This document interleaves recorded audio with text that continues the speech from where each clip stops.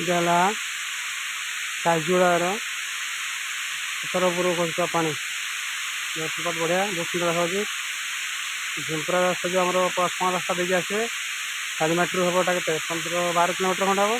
आ बाँसपाड़ पटू आसले कादकलारू 5 किलोमीटर देखा बहुत सुंदर लगुच काजुड़ा माने काजुड़ा जलप्रपात पथर बढ़िया पानी खसुची जो भाई मान देखा इच्छा आसिक थे बुलिकी जातु देखी जातु बहुत सुंदर लगुच भोजी करने भी जगह अच्छी बुलवाई भी जगह अच्छी सबकि बहुत सुंदर लगुच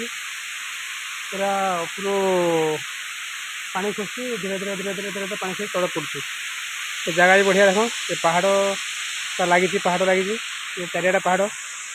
पूरा पहाड़ आयरन आयरन आयरन आयरन सब आयरन से पहाड़ से रास्ता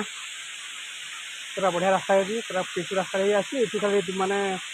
बस 100 मीटर बाटी रास्ता उठा भी बढ़िया रास्ता है पानी बोही जाऊँगी बढ़िया यहाँ पूरा पहाड़ ये हूँ आयरन पथर पूरा लगी बस मुझे आसती देखापी मतलब बहुत सुंदर लगे आपण मैंने भी आसतु एंजॉय करूँ देखी जातु खुशी हूँ बढ़िया।